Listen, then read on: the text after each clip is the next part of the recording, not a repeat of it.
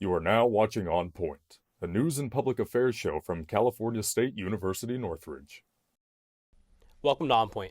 I'm your host, Alex Perez. Today we'll be talking about the CSUN's men's basketball team and reflecting on their hard-fought season.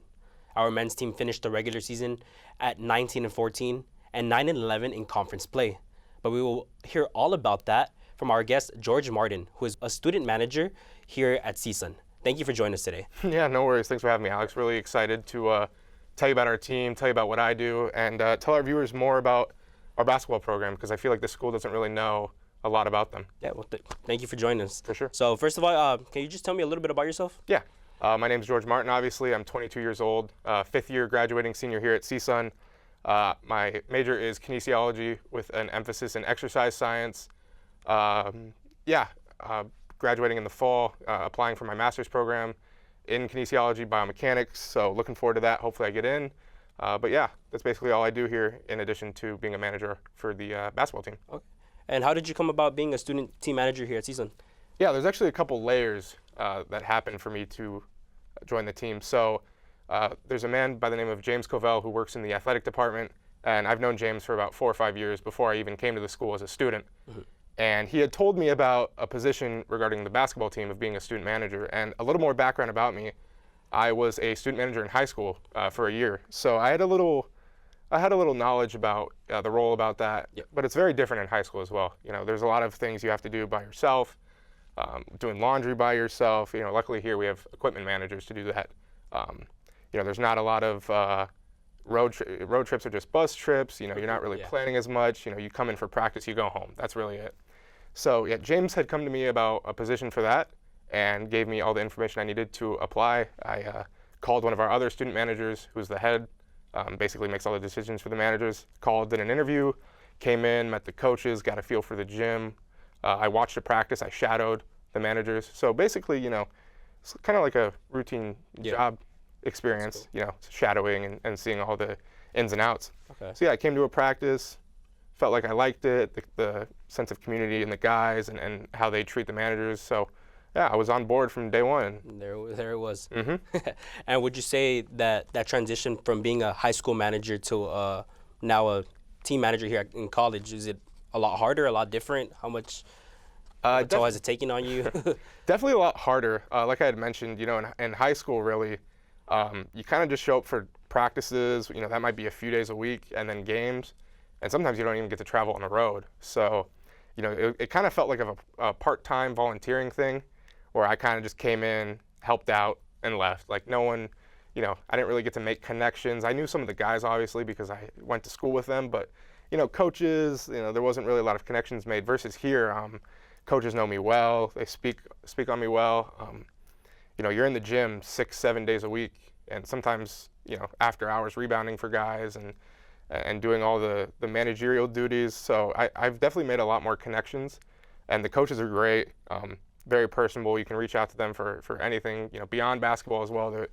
They give great advice. They have great life experience because a lot of these coaches have been, you know, different states, different countries, you know, playing overseas. So they have a lot of life experiences as well. So it's more difficult with the duties you're tasked of. But in terms of a sense of just coming in and enjoying it, it's a great experience. Yeah, just seems like a full-time job, honestly. Yeah, so let's dive right into the season. You guys came into the season with a whole new staff, whole new team, led by Coach Andy Newman. What was that transition like, switching over from literally nothing to a whole new staff, whole new team? Yeah, it's interesting. I mean, last year was my full first season. So we came back from the Big West tournament last year and came back, and our old staff was let go. So that was really a weird transition because for about, you know, until the new staff was hired, really it was just me and our other student manager, Alex Fodor. It was really just us and rebounding for guys that were in and out of the portal. So there was nothing going on for about 3 weeks to a month. And, you know, we didn't know when the next hire was coming. We weren't told anything, you know, we're not allowed to know. So kind of just sitting there waiting, not knowing what's coming next. You know, I even debated, do I want to come back? All that. So the time in between was definitely difficult. Then the new staff gets hired, and first day, you know, Coach Newman comes in, does his intro interview, and he's knocking down walls. He's ready to go. So he met with us, Alex and I, before, you know, any players were brought in, and he's like, I'm really excited you guys are here. You guys want to come back. He was very supportive, very just ready to work with us. And he even, wanted inputs from us about what we did last year that could change. Yeah. He wanted to know, because this is his first head coaching job, Yeah. Division I. So he wanted to know like things that he could do that would help smooth this transition process. And it was really nice. First day he came in and talked to us, because a lot of schools, coaches don't even know their student managers' names, right? And he connected from day one and really cared and wanted to know about what we do, what will work, what might not work, and just telling us where he was going to go with his scheduling. Okay, so you would say that your job was never really in jeopardy then, or did you ever have that thought in the back of your head? No, I mean, again, a student manager thing is really just you kind of volunteer and you kind of interview for yourself, right? So it's not like there's no process of like coaches picking, it's Yeah. you come with the interest of wanting to be a manager, and then you talk with the coaches, you talk with support staff, and that's basically how you get on board. So no, I never felt like it was in jeopardy from an outside source. It was more, finding within myself of, do I want to come back to this program? Yeah.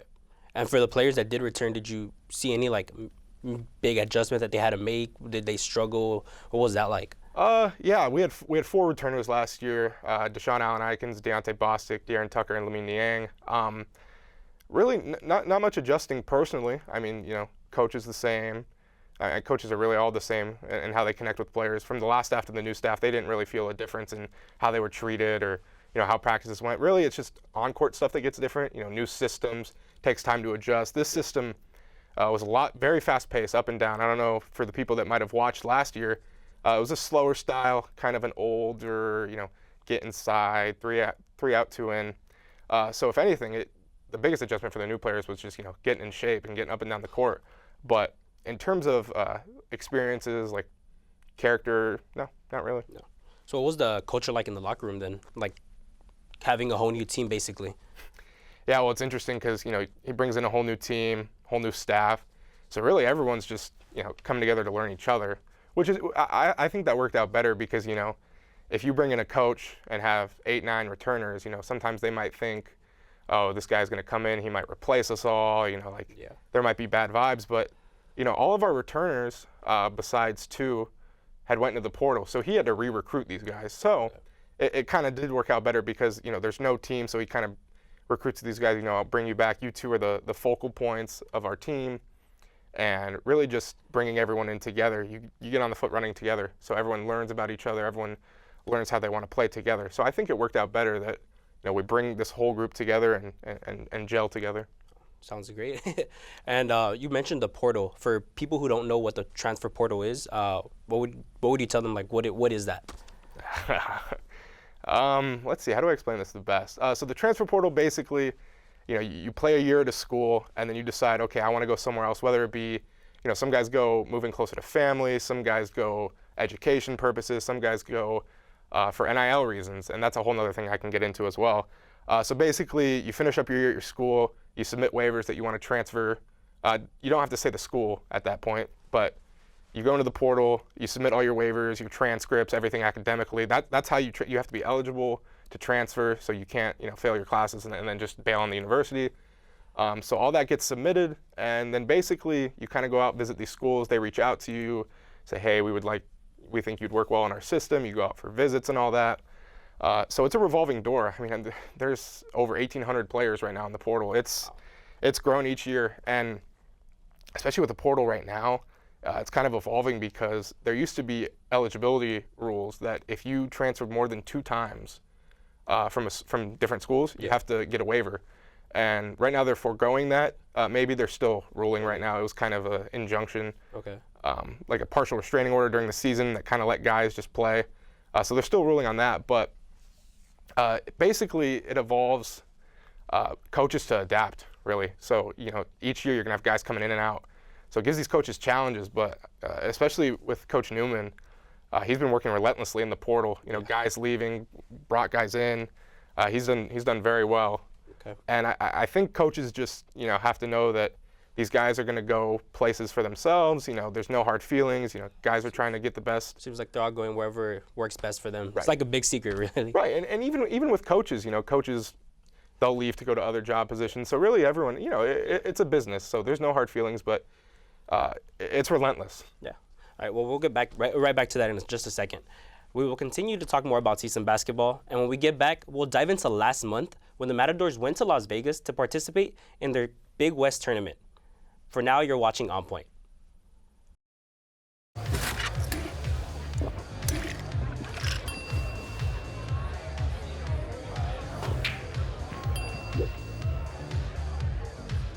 If you need to do something to feel okay to drive, you're not okay to drive. Don't drive buzzed.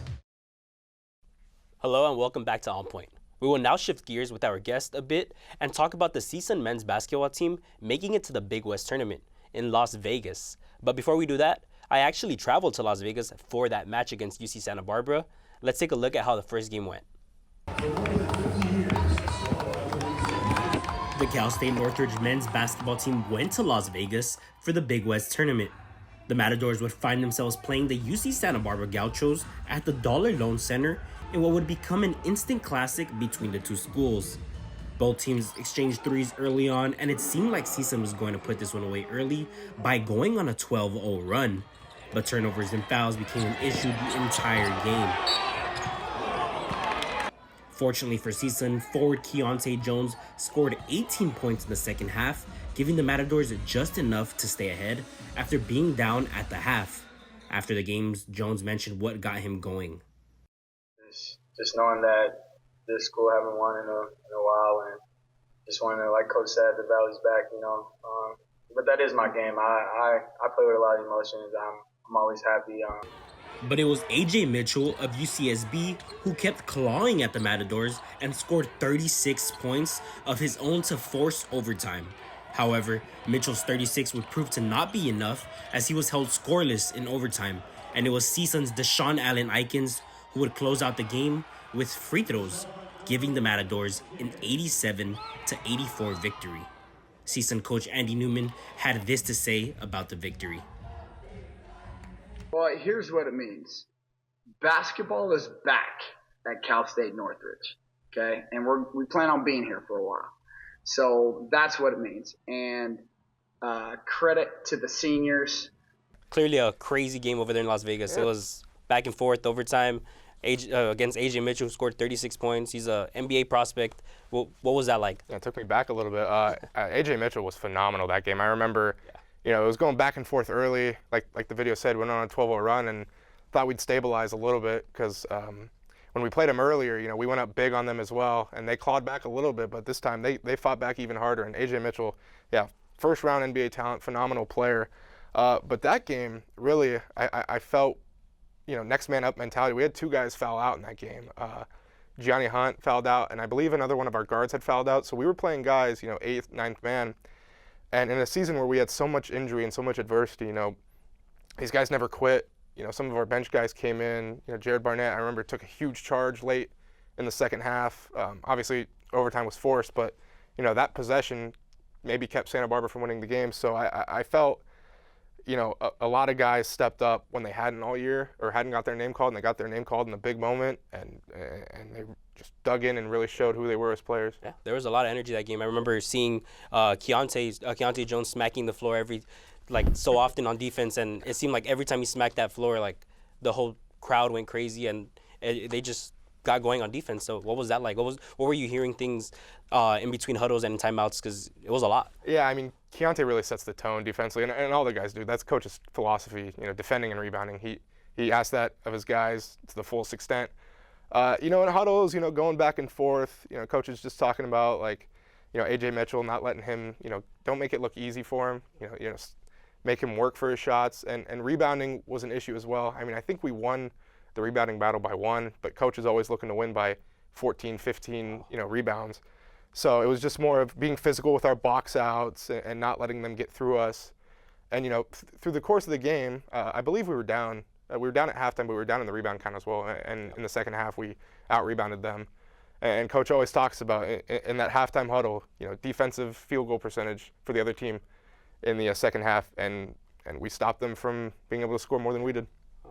And then I remember Coach Newman actually ended up getting a technical that game, right? What was that like, or what was he telling his team when that happened? Yeah, well, when you're going through games, you're going to get calls that you don't like, or maybe you don't get calls that you would have thought. And, Coach is a He's fiery passion. He's a very animated coach, which is great.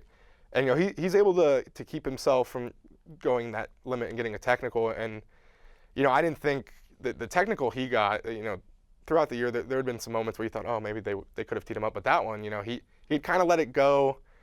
And sometimes referees, they don't hear you right, or they think you stepped the line. And luckily it didn't really hurt us. But I just unfortunately that was called and kind of took away from what we were doing. Yeah. And what was the game plan going into that game? And then would you say it kind of shifted over when you guys went into overtime? Like, did that energy or plan change at all? Nothing had really changed. I mean, you could see that AJ Mitchell was starting to get tired because they played him a lot of the second half. So we really just get up in him, make him work, get the ball out of his hands hopefully. So we did that well. Our game plan doesn't really change throughout games.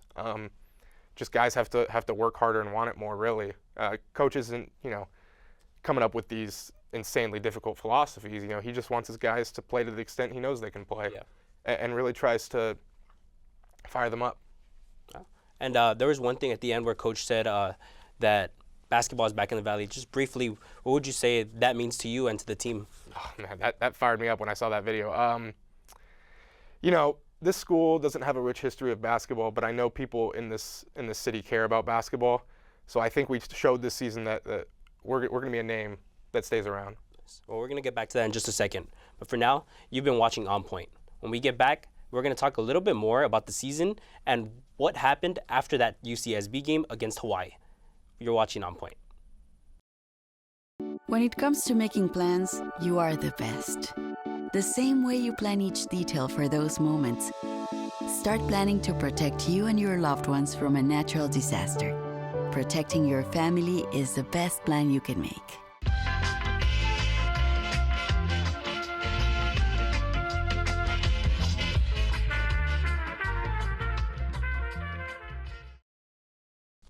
Welcome back. You're watching On Point. As we talked about before, our men's basketball team reached a feat that they hadn't met in 10 years. And we're going to hear a little bit more about that all from our guest, George. So George, like we said, that's something that hasn't been done in 10 years for CSUN. What does that mean? What does that mean to the school and to the team and possibly future recruits? It just shows that we're capable of anything. We're in a town where there's UCLA, there's USC, San Diego State down south. We can compete with any of them. As you saw, we beat UCLA this year handedly. So that, just because we're not known as a sports school doesn't mean that we're not capable of doing all that. Like with Coach's system and certain guys that can play to that system, we can do anything. Next year we'll be even better. Coach wants to get 20 wins instead of 19. So. And you mentioned that you guys beat UCLA. You guys also beat Long Beach State, and you guys beat Hawaii earlier on in the season. You guys got a little streak going. What was that energy like? Because I know there's a lot of highs and lows. It's a long season. But what was that point in time like? I mean, for me, after coming back from a team that had won 7 games last year, I was like, I forgot what losing had felt like. But yeah, I mean, it just showed to the conference that we're here. We're gonna be here to stay. And that Coach Newman's one of the brightest coaches in this conference. So beating UCLA and Long Beach State on the road really just showed that when we're locked in, when we're tough, we're coming for you. And you guys beat Hawaii once. You guys lost them. You guys split the season series, and then you guys meet them again in that next round after you guys played UCSB. What happened in that game? What would you say was their biggest threat? What was it that happened in that game? Yeah, that was tough. We beat them early on in the year by 10, and then the last game of the season, their senior night, we fall by, I believe it was 2 or 3 points. Can't really remember. Don't want to put the excuse up to injuries, but we did lose a lot of guys. Lost 2 of our starters throughout the year. Get to that Hawaii game, I felt that they just imposed their will physically. Their center, Bernardo da Silva, had about 20 points and maybe 10, 12 rebounds. So really, I think the gas might have ran out on us a little bit, not to have excuses, but, just weren't executing the stuff Coach wanted from us, weren't rebounding the ball particularly well, didn't shoot great from the floor. We're not a shooting team, but our three-point percentage against Santa Barbara in the win was 40%, and against Hawaii was sub 30. So, just couldn't put the ball in the basket as much. I remember early in the game, we were trading baskets, got out to a decent lead, went down about 6 at halftime, and then second half just couldn't get over the hump of about a 6 to 8 point deficit. So We were scoring all right. It's just defensively we were just regressing. Yeah. And what would you say? Because it was a back-to-back game. I believe it was a turnaround of like 16 hours. You guys had to play that second game. Yeah. What was that like? Would you say that played into effect? Yeah, I mean, it was crazy. Just after we had beaten Santa Barbara, it was impossible to get out of there because Coach is doing interviews, Keontae, Deshaun, all these guys are doing interviews. We didn't get back to the hotel till 11 p.m., almost midnight. Wow. And, shoot around the next morning was about 8 a.m., 9 a.m. We don't get to choose the times, unfortunately. And in addition to that, we had the late game, 8:30. Next morning or next day, 6:30 against Hawaii. The early game. So even if we got home or back to our hotel as soon as we could, it was a 16-hour at maximum turnaround. So, what would you say were some of the biggest things you learned from those games, like being out there in the Big West tournament? Because it's something you hadn't been to before, and sure none of the guys have in that team. Yeah, I mean, it really just comes down to who's hot at the right time.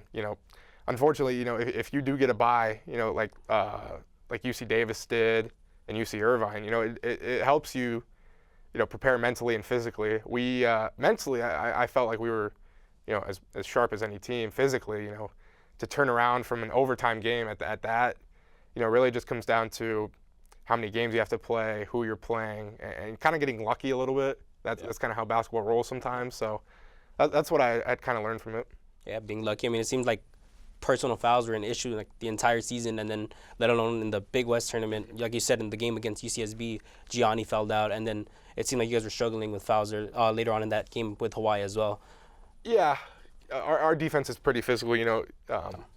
What coach asked for us as well. Like, sometimes you're over physical, over aggressive. Like Keontae, best defender in this conference, should have won Defensive Player of the Year. Sometimes, he's really locked in. He's moving 100 miles an hour, and sometimes he gets cheap fouls, 2-3 here. So that was hard. Keontae did foul out of a lot of games, but yeah, our best defender by far. So sometimes we did have a lot of games where we were fouling, but that's just how we play. We're very tough, very physical. We're gonna make you earn it. Yeah, and I believe Deshaun won. He was elected to the first team all conference for also the tournament as well as including the regular season. What do you think an accomplishment like that means to him? Great accomplishment. Yeah, he's going to be playing professional basketball next year, no doubt about that. He's one of the craftiest guys I watch. He kind of has that old man's game. We like to clown on him a little bit. He's not the quickest or jumps the highest, but against UCSB he had a monster dunk. So sometimes he gives us moments where he just goes, "You can do that?" Yeah, those Sports Center's top 10. Yeah, we had a few this year. Yeah. But he's a very high IQ basketball player. He gets to his spots. Even if he can't beat you there with speed, he'll beat you there with his finesse moves, with his footwork. He's incredible talent. Thank you. We're gonna get back to that in just a second. We're gonna take a quick break, but when we come back, we'll hear some final comments from George before our show comes to an end. Stay with us.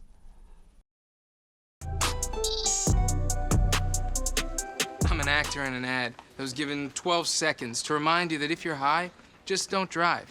Because if you feel different, you drive different. It's illegal to drive high everywhere anyway. People ask, how your children learn how to ride a bike, and you didn't. I didn't teach them. I just created an environment where they taught themselves, and all I had to do was be there. Welcome back. You're watching On Point. As we reach the end of today's episode, let's hear some final remarks from our guest, George Martin, on the team's most previous season. So, George, earlier you mentioned a little bit more about NILs. Looked like you wanted to get into that. What is the NIL, and what could you say? How could you say that has affected the teams this season and previous seasons? Yeah, well, I mean, I wouldn't say previous season really had much effect on us. NIL, name, image, and likeness, really it just allows people to make a name for themselves, through sponsorships and whatnot. So I do like, how the NCAA has incorporated that, because for the longest time there was debates about, should these guys get paid contracts, and whatnot. So, they don't get paid like salaries or, normal corporate jobs, but, these guys can, you see guys like doing, like Kane, they'll be doing a Cane's ad or something. Yeah. So it allows these guys to be creative and kind of, help profit off of their image, when they're playing. So for our sake, I mean, obviously we're not like one of the bigger schools that has stuff like that. So, I mean, really it just allows guys, guys that want to come here, maybe get a little a deal or something. So it helps us a little bit in terms of kind of expanding on how we can make guys make a name for themselves here in Northridge. So looking back at the entire season, what's one of the biggest things you're going to take away from this season that you learned in general? Learned in general? That's an interesting. I mean, I could go like time management route. Really, it's just, whatever you do in any career aspect, wherever you are, just make yourself personable, make connections, really reach out. Just give yourself a good rep for yourself, you meet a lot of people throughout the year. When we go to these other schools, you meet other managers sometimes. At the Big West tournament, I was talking with guys from Santa Barbara. We had met them when we were playing them. So you make a lot of connections, which can help you. A lot of people. There's a lot of managers that end up becoming head coaches, become working in basketball as coaches and whatnot, assistants, head coaches. So really just getting everything out of it that you can. You don't want to just show up and go home, right? Yeah. You got to have people know that they can depend on you. So I think that's something I really came away with this year. And you've been around for a couple of years. Do you think you're going to be around for another few more? Or Hoping, yeah. What is that looking like? I can come back with a graduate position, hopefully. Having ongoing conversations with the coaches about that. So we'll see where that goes. I've enjoyed the 2 years I've been doing it. Definitely want to come back for more. So yeah, we'll see where that goes. But there's no doubt in my mind that I've enjoyed being in the behind the scenes and operations of basketball. Yeah, it's great. And what do you think the future of this program looks like? I'm excited, whether I'm here or not. I know that the determination of the coaching staff, they're pushing. They're pushing hard to get good guys in here. They're pushing hard to create a winning culture around here, not just now, for the next staff as well. So we're really looking forward to what that becomes. I think I know your answer here, but would you consider this past season a successful season? Yeah. Obviously, you ask Coach that question, you're getting a different answer. He every day in practice when we're breaking huddle, it's Big West champs on 3, right? Yeah. We won a Big West championship. But definitely. In terms of, the casual eye, if you're a student, yeah, winning 19 games, 4th best record the school's ever had, beating UCLA on the road, one of the most dominant schools in our city and in basketball. So yeah, from that standpoint, it was a success. But there's a lot more work to be done. We weren't satisfied with how that ended last year. And what do you think this run that you guys had this season? What kind of effect do you think is going to have on years to come and recruits and players, teammates, and coaches? Guys know about our school now. Just me talking to friends that I know from other schools. They're watching these games. Twitter. We were trending after we beat UCLA. I mean, people know about the school now. It's not just the commuter school in the Valley. It's a school that's up and coming with their sports programs. Not even just basketball. Baseball is having a great season. Other programs are as well. Yeah. And just quickly, I want to go back to what Coach said about how basketball is back in the Valley. What kind of effect do you think that's going to have on fans? Yeah, I mean, we have 40. I think our enrollment here is about 30,000. So I'm hoping next year our Premier America Credit Union arena holds about 2,500 people. So I'm expecting. Yeah, we're going to sell it out, hopefully. Well, let's hope for the best. And thank you again, George, so much for joining us. We appreciate you being here. And that's all for us on Point. Thanks for watching.